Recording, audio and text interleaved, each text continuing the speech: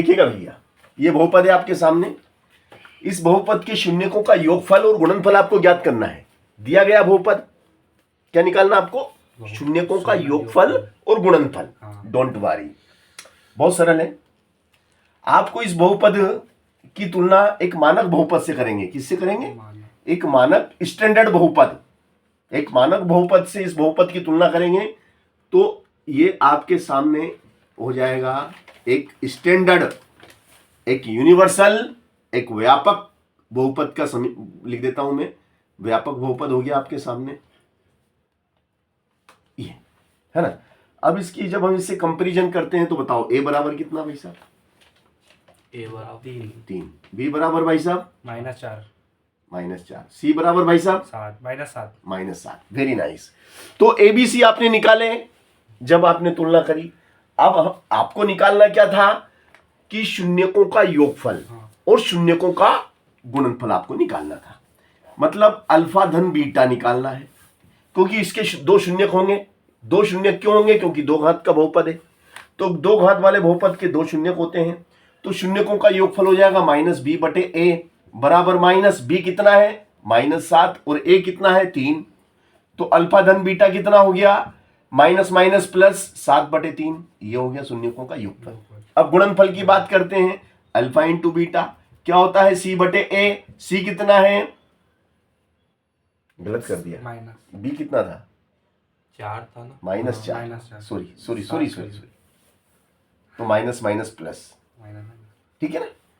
चलो अब c कितना है? -7। a कितना है? वही 3। उत्तर आ गया, है ना। देखो शानदार। अब हमने क्या निकाला? ये हमने निकाला कि शून्यक। हमने क्या निकाले? शून्यकों का योगफल और गुणनफल हमने निकाला, ठीक है ना। अब यदि यही सवाल में अगर वो ये सवाल आपको इस तरीके से दे देता कि क्या दे देता वो, ये प्रश्न बना देता वो कि यदि ये प्रश्न होता आपका, यदि किसी बहुपद के शून्यकों का योगफल 4/3 व गुणनफल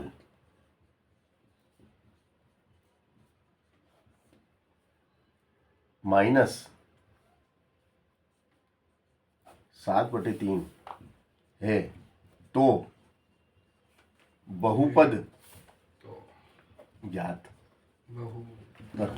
ऐसा प्रश्न दे देता है कि ऐसा है तो बहुपद ज्ञात कीजिए। अब आपको बहुपद ज्ञात करना है। क्या ज्ञात करना भाई साहब? अब आपको बहुपद ज्ञात करना है तो देखिएगा ध्यान से। ऐसा सवाल होता तो फिर हम क्या करते हैं?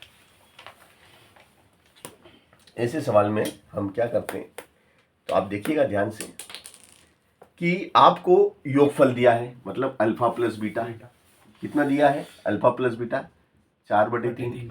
अल्फा इंटू बीटा कितना दिया है? -7/3। ये दिया आपको, -7/3 और 4/3 आपको दिया। आपको निकालना है बहुपद। तो बहुपद निकालने का सूत्र क्या है? अल्फा धन beta x plus alpha beta. ये सूत्र है बहुपद का। बहुपद का एक मानक समीकरण, मानक सूत्र, एक सामान्य सूत्र, एक सामान्य बहुपद, ये आपका standard polynomial x² minus alpha धन बीटा कितना है भाई साहब? 4/3 x। अल्फा इंटू बीटा कितना भाई साहब? -7/3। ठीक है ना। अब आप क्या करेंगे भाई साहब? या तो यहां पे उत्तर लिख दीजिए, दिस इज बहुपद। आप यहां लिख देंगे, पूरे नंबर मिलेंगे, एक नंबर कोई काट नहीं सकता। मगर आप कहेंगे कि नहीं मैं तो सुपर हीरो हूं, तो सुपर हीरो बनने के लिए अब आपको क्या करना पड़ेगा कि जो नीचे की जो बला है, इस बला को हमें हटाना है। तो नीचे कितना है? 3 है। तो इस बहुपद में 3 का गुणा कर दो, इसमें 3 का गुणा कर दो, तो इसमें भी करेंगे 3 का। यहाँ आगे 1 है तो 3 एकम 3। इसमें भी 3 का गुणा करो, 3 का गुणा करना है। इसमें भी 3 का गुणा करो, ये 3 से ये 3, ये 3 से ये 3, तो अब आपके पास क्या आ गया, 3x² माइनस 4x माइनस 7, ये आ गया। देखो स्टार्टिंग में जो मैंने सवाल कराया था उसमें यही दिया था मैंने आपको, हाँ सर, है ना, आ गया ना वही चीज। तो हमें क्या हमने पहले क्या निकाला, योगफल और गुणनफल। अब योगफल गुणनफल से हमने बहुपद भी निकाल के दिखा दिया, दोनों तरीके उल्टा सुल्टा दोनों कर दिया हमने। अगर मान लो वो सवाल इस तरीके का दे दे, क्या दे दे सवाल में, वो दे दे कि भैया बहुपद 3x² माइनस 4x माइनस 7 के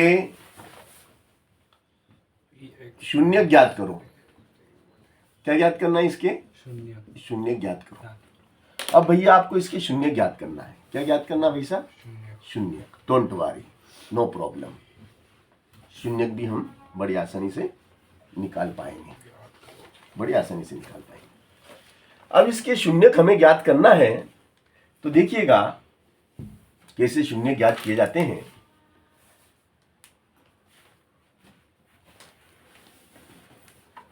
px बराबर 0 रखेंगे, तो इस बहुपद को हमने एक समीकरण के रूप में लिख दिया, इस बहुपद को एक समीकरण का रूप दे दिया, ये हमने एक समीकरण का इसको रूप दे दिया। फिर क्या करेंगे भाई साहब कि 3 का 7 में गुणा करेंगे, 3 7 21, तो गुणा करें तो 21 आ जाए। गुणा करने पे कितना आना चाहिए, 21, और घटाने पे कितना आना चाहिए, ये घटाने का निशान, घटाने पे 4 आ जाए, ये घटाने का निशान, घटाने पे 4 आना चाहिए, 7 और 3, तो यस, ऋण के 7x धन के 3x, ऋण के 7 बराबर 0। क्या हो गया, फोन आ रहा है सर, विशाल नाम। अरे यार इसने बिगाड़ दिया वीडियो अपना।